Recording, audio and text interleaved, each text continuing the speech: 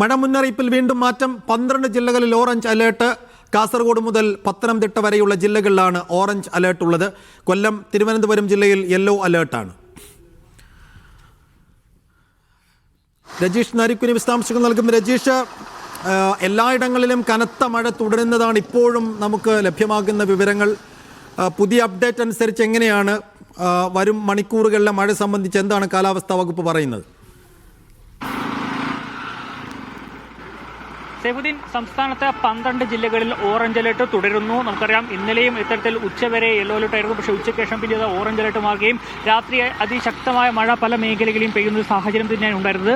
ഇപ്പോഴും അതേ സാഹചര്യം തന്നെയാണ്. ഇപ്പോൾ 12 ജില്ലകളിലാണ് ഓറഞ്ച് അലർട്ട് പ്രഖ്യാപിച്ചിട്ടുള്ളത്. പത്തനംതിട്ട, ആലപ്പുഴ, കോട്ടയം, ഇടുക്കി, എറണാകുളം, തൃശൂർ, പാലക്കാട്, മലപ്പുറം, കോഴിക്കോട്, വയനാട്, കണ്ണൂർ, കാസർഗോഡ് ജില്ലകളിലാണ് ഇത്തരത്തിൽ ഓറഞ്ച് അലർട്ട് പ്രഖ്യാപിച്ചിരിക്കുന്നത്. ഒപ്പം തന്നെ കൊല്ലം, തിരുവനന്തപുരം ജില്ലയിൽ യെല്ലോ അലർട്ടുമാണ് പ്രഖ്യാപിച്ചിരിക്കുന്നത്. ഓറഞ്ച് അലർട്ട് പ്രഖ്യാപിച്ച സ്ഥലങ്ങളിൽ 24 മണിക്കൂറിൽ 115.6 മില്ലിമീറ്റർ മുതൽ 204 മില്ലിമീറ്റർ വരെ മഴ ലഭിക്കാൻ സാധ്യതയുണ്ടെന്ന് മുന്നറിയിപ്പിൽ പറയുന്നു. ഒപ്പം തന്നെ മണിക്കൂറിൽ 50 കിലോമീറ്റർ വരെ വേഗതയിൽ ശക്തമായ കാറ്റിനും സാധ്യതയുണ്ടെന്നാണ് മുന്നറിയിപ്പിൽ പറയുന്നത്.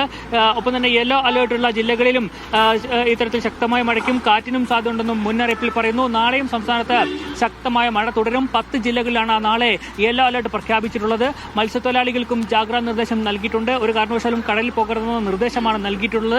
കേരള, കർണാടക, ലക്ഷദ്വീപ് തീരങ്ങളിലാണ് ജാഗ്രതാ നിർദ്ദേശം നൽകിയിട്ടുള്ളത്. അവിടെയും ഈ മോശം കാലാവസ്ഥയ്ക്കും ഒപ്പം തന്നെ മണിക്കൂറിൽ 60 കിലോമീറ്റർ വരെ വേഗതയിൽ വീശിയടിച്ചേക്കാവുന്ന ശക്തമായ കാറ്റിനും സാധ്യതയുണ്ട്. അതുകൊണ്ട് തന്നെ ജാഗ്രത പാലിക്കണം.